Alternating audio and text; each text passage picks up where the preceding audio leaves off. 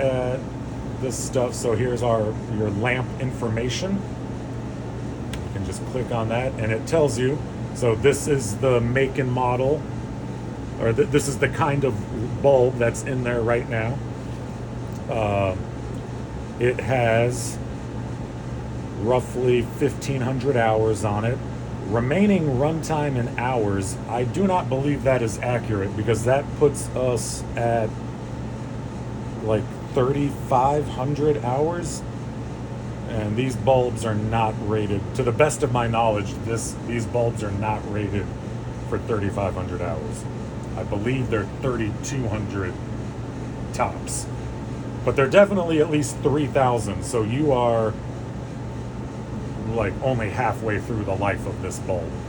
Got it. And this lets you just keep track of, when you order a new bulb from whoever you wind up ordering from. We order direct from Philips, but when they ship you, so here's the empty box that the bulb that's in there right now came out of this box, and every one that they ship you, it has its own unique serial number.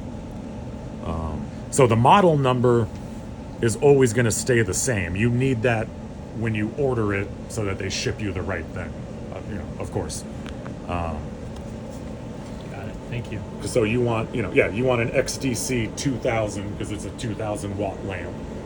You don't need, because a 3,000 watt is going to be more expensive and doesn't go with a 2,000 watt projector anyway. Right. And then a 4K bulb is just even more. I think a 4K bulb is literally twice as expensive as a 2K bulb. If memory serves, these are, I could look it up for you. I want to say these are like 600 a pop, something like that. Okay. But you really, depending on how many days a week you're open and how many rounds of shows you do per day, we change Brad and I have changed these bulbs. We change them like once a year, once every 10 months maybe. But you would use this interface to go in, and you're telling the projector that you've changed the bulb. So we're in lamp information. This is giving you the current information. If you were to change it, you would go in here to change lamp, and then from new list, resetting the lamp time, blah blah blah. So I don't want to do this because I don't want to reset anything, so I'm going to cancel. But here's where you would type in the article number, which is it's an XDC 2000 BL. There's a serial number. You would just type in the unique serial number that came on the packaging. That resets it, and then starts keeping track of the hours for you. I'm just closing out of this because we're not actually resetting anything.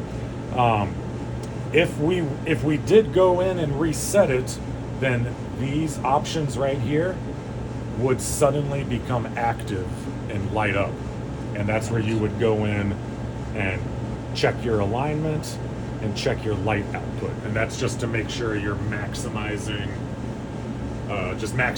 the light that's coming out of the bulb. Some of that technical stuff is over my head in terms of the actual terminology.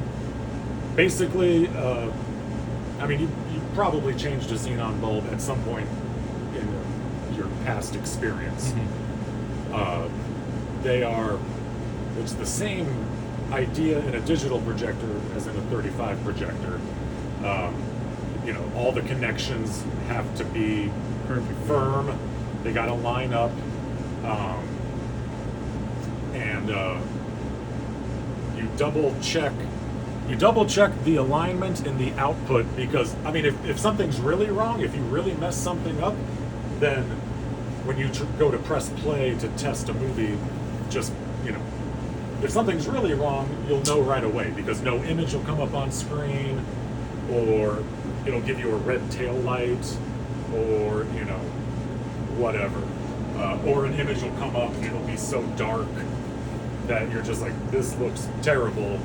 Like something's, you know, we got to do something, you know. So then you just turn the projector back off, get your lamp housing, and that's happened to me before. You know, you change the bulb, you put everything in there, you go to test it, and there's no image, or the image is like basically pitch black, and it's like, well, I screwed something up. And so you turn everything back off, you pull the housing out, you double check all your connections, and 9 times out of 10, as soon as you take the housing back out, it's like, oh, I didn't screw this in tight enough or whatever. But you can do everything pretty much perfectly, put the bulb housing back in, and if you